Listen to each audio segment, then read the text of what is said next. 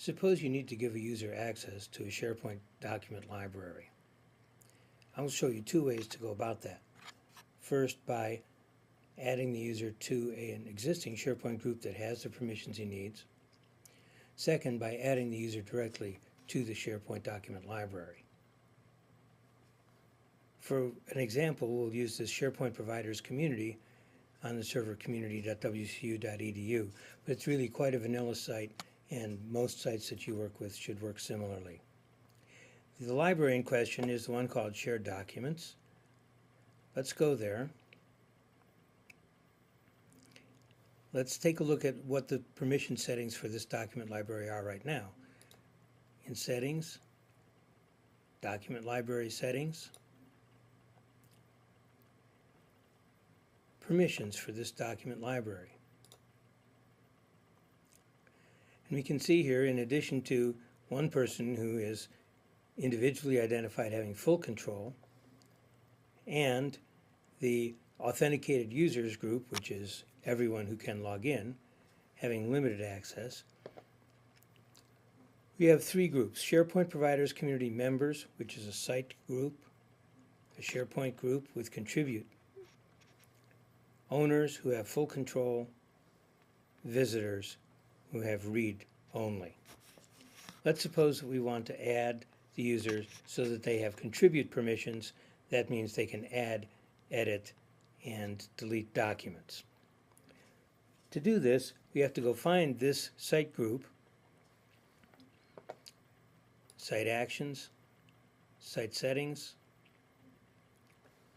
Advanced Permissions is easiest, although it's called Advanced, it's the easiest way to work with these things.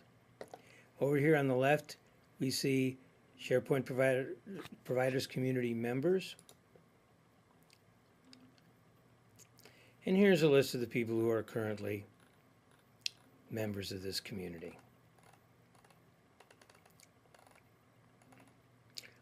We can add a new member. Click New. And here we have at the top of the screen the famous People Picker. You can see it's called a People Picker. This is a way of finding users. And we can enter usernames. If you happen to know the WSU network ID, you can use that. Let's suppose you don't. Let's suppose type in the first four letters of my last name, and then use the Check Names feature in SharePoint, this little icon over here with the check mark. No exact match was found. Well, that's not surprising. Not many people would have that for a name. But if you put the mouse over and click to resolve, you can see that there are three potential users indicated by that four-letter group.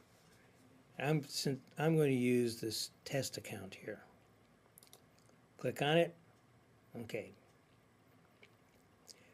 We're going to add the users to the SharePoint group, SharePoint Providers Community Members. We would also, if we wanted to, give users permission directly, either full control, design, contribute, or read. That's not what we're doing in this case.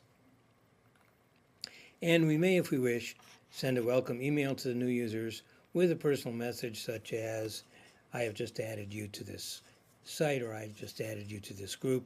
We won't do that in this case. Clicking OK. And now, if we look down the list, down, there's my test account has been added to this group, and now we'll have the permissions of that group, including the contribute permission on the shared document library. Now let's suppose that you want to add the user's permissions just to one library and not to the whole site. For this purpose, we don't use a SharePoint group. We add the user directly, and I'll show you how to do that. Going back to the document library, Shared Documents, Settings, Document Library Settings. In the middle column here, Permissions for this document library. Now you notice up here, this library inherits permissions from its parent website. To manage the permissions of this document library directly, we have to click Edit Permissions. So right now, this is all fixed by the permissions at the top level. But we can break that inheritance, saying Edit Permissions. It will copy the permissions from the parent and then stop inheriting permissions so we can change permissions on just this library. Here's a warning we get.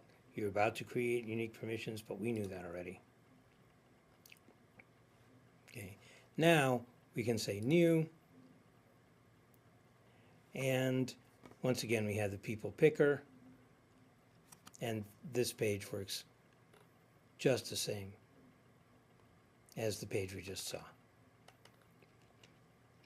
So there are two ways of giving users access to a SharePoint document library, either by adding them to the group that already has the permissions, or by adding them directly. But to do that, you may have to break the inheritance of permissions by the document library from the parent website.